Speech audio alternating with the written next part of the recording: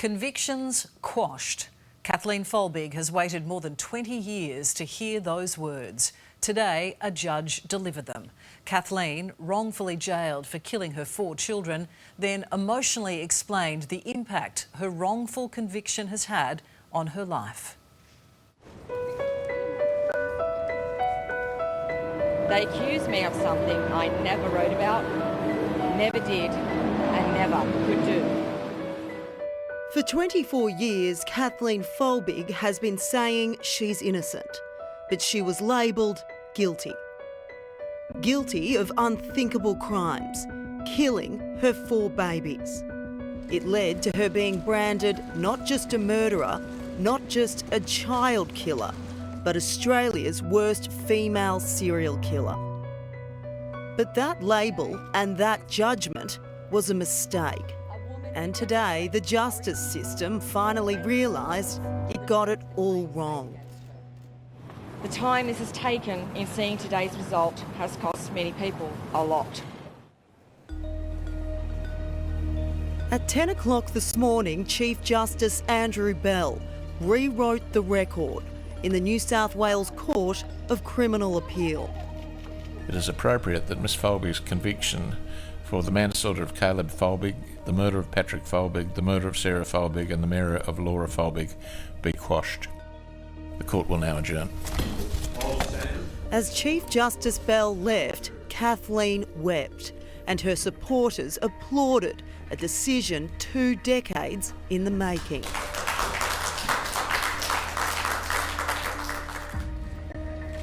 Outside, Kathleen was emotional. For almost a quarter of a century, I faced disbelief and hostility. I suffered abuse in all its forms. I hoped and prayed that one day I would be able to stand here with my name cleared. The case against me was always about my diaries and Meadows Law. Caleb, Patrick, Sarah and Laura, Kathleen's 4 children, all died before they were 2, with no obvious signs of injury. My baby's not breathing. Not getting any heartbeat or anything. Pardon? I've had 3 go already. Kathleen's private diaries, in which she penned her struggles with motherhood, were used against her in court in 2003 to find her guilty of her baby's deaths. They cherry-picked words and phrases from my journals. Those books contained my private feelings, which I wrote to myself. No one expects those type of things to be read by strangers, let alone opinionated on. I hope that no one else will ever have to suffer what I've suffered.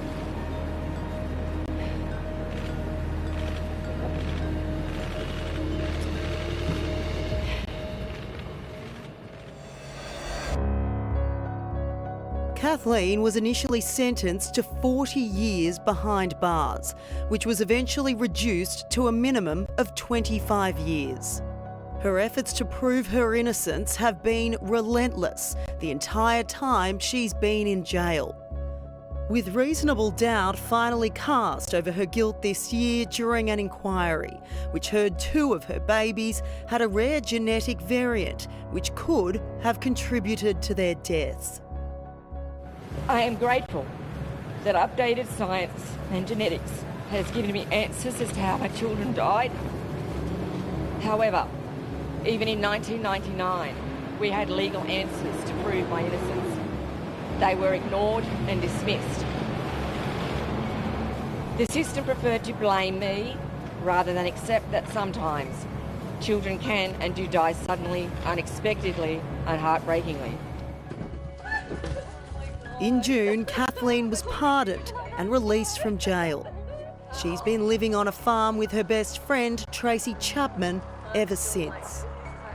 The 20-year fight for Kath has been a Herculean effort on all our parts. I never doubted your innocence, Kath, never for 1 second. But there are many other people who aren't so lucky. In our lucky country, Australia, this should not be the case. Her lawyer Rani Rego says reform is needed to stop this from happening to anyone ever again. Today is an opportunity for us to reflect on how Kathleen spent 2 decades in prison.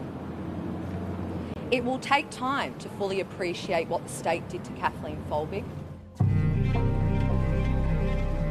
Kathleen now has her freedom and some semblance of justice, but she could now make a claim for compensation. There's no doubt the grieving mother, who was judged a serial child killer, could receive a record payout for the monumental miscarriage of justice. My children are here with me today, and they will be close to my heart for the rest of my life. I love my children, and I always will.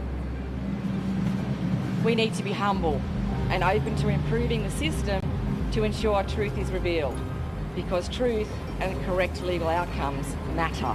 Thank you.